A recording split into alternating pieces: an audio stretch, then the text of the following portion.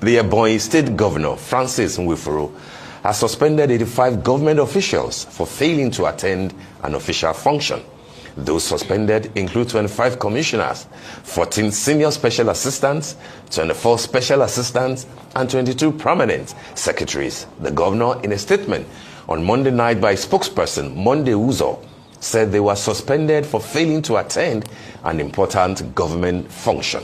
He stated that the affected officials would proceed on a 1-month working suspension without salary.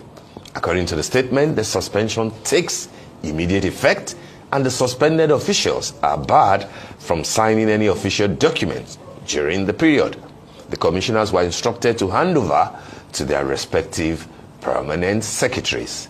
Wow. Finally, we are hearing there's a bit of drama from Ebonyi. Woefully has now found his voice because going to almost 2.5 years, I can't recall anything big that I can attribute to that governor. And I'm not saying this to bring him down. I'm just saying that anybody who will succeed Dave Umahi in Ebonyi State with, fair is fair, with all the things that Umahi managed to do in Ebonyi, that in 2 years you will hardly be able to recall his face, let alone what he has done. But here, all of a sudden on Monday nights, all over Tuesday, we're hearing that 85 people have been suspended. Commissioners, special assistant, permanent secretaries, commissioners that are expected to hand over to their permanent secretaries. The permanent secretaries are on suspension, themselves.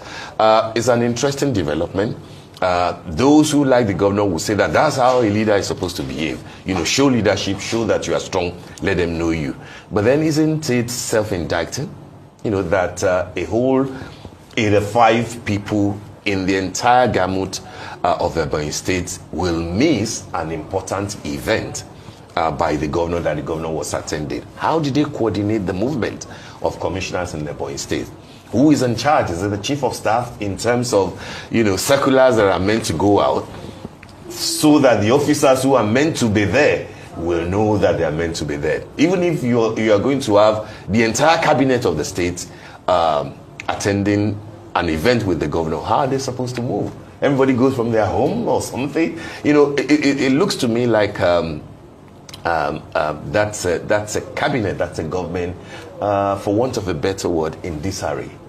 If a governor is having an event that is considered to be that important, and nobody shows up, nobody to put anybody on notice to say, governor will be there, guy, you have to, move, then it shows that something is wrong. And it didn't just start today. So Woefully might have taken what looks like a strong man's decision, but then at the end of the day, how has he been running his government, for example? So let's see what happens. 1 month suspension, no pay, don't sign any documents. That's fair enough. But then can we even say that he went through the proper civil service channels for which you can suspend, permanent secretaries? I'm not sure that that's how to suspend permanent secretaries, even by a governor. Yeah. You said that looks like a strong man's decision, but I think that looks like a weak man's decision. I'm not going to lie. I'm not going to support him. Because we have seen, we saw what happened with Governor Eno in Akwa Ibom, earlier in the year, I believe it was, when he was complaining about his commissioners not attending certain events. And yes, and this was before, of course, his move to the APC and all the drama that came with that. Honestly, 25 commissioners and, this is 87 members of government here.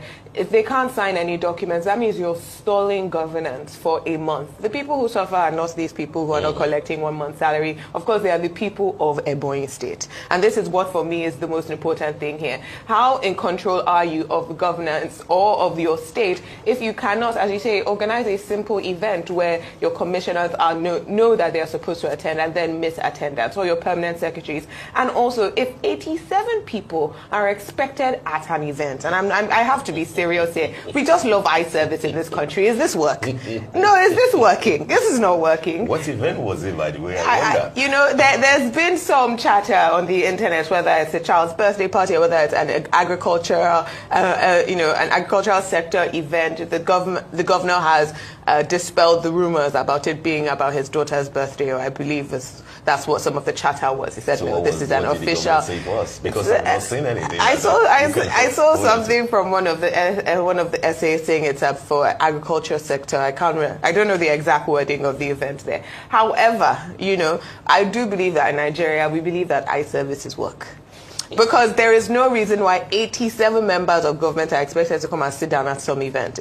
You cannot tell me that is what is their primary function as a commissioner or a permanent secretary, right? You expect these people to be working. No, hang on, Adesua. If an event, a state event, is that important, and the governor wants to, flex, and he wants a number of the cabinet members with him. I know what many governors will do, and I've seen even the president, Asiwaju Buhari, did it in his own time. He will ride in the same bus with them. Yes. And a bus that could contain like 20, 30. This is flexing, there's no work.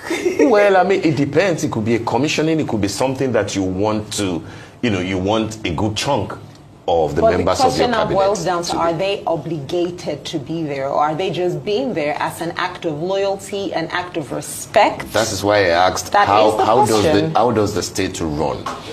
Ideally, and I have a bit of an experience in that, ideally there will be a circular sort of from the chief of staff announcing an event which the governor will attend, or that the governor will delegate, representation. He will say clearly the governor will attend, and ideally he will advise on the members of the cabinet that should be there, that ought to be there. That sort of a thing. It depends on how you run your state. I don't know how it's run in Ebonyi State, but then if it's a big event, like in a stadium or something, and you expect all the guys to be there, it must have been communicated clearly to them. This decision also shows a type of like a strong hand, like a forceful way of getting your how would I describe them? Getting the commissioners, the permanent secretaries, to see him as one not to be toyed with or disrespected. But you cannot force loyalty. You absolutely cannot force people to be loyal to you.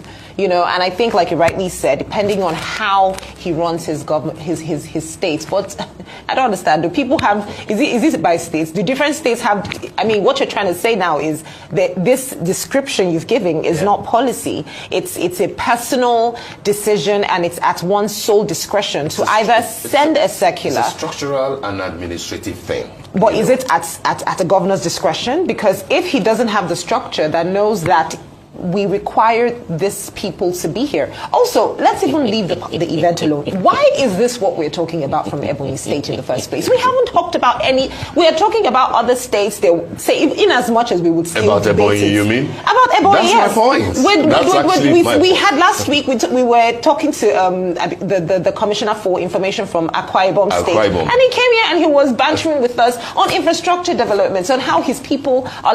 Obviously, we had that conversation, albeit true or not, but the conversations are being had. Why is this the only thing that has come out of Ebonyi? Ebonyi in a while, what is going on? Why is this the biggest thing that the governor has done in a while? Why is this? Maybe they should consult Devu. I think that is sad. I think that is sad. No, but I cannot for a fact say that Devu Mahi was the best governor that Ebonyi had, because the people still complained about. Just saying that he was impactful. He was impactful in building a little Dubai for what's not caring for their welfare, and I'm sure the people of Ebonyi will agree, because they did come out to say that you cannot build a Dubai while the people are suffering. But at least he did something that people can hold on to. What is the governor of Ebonyi doing right now? Suspending commissioners and permanent sex because he did not attend a party. I think this is embarrassing, to say the least, that we're having this conversation. Let's move on to the next topic here. President Bola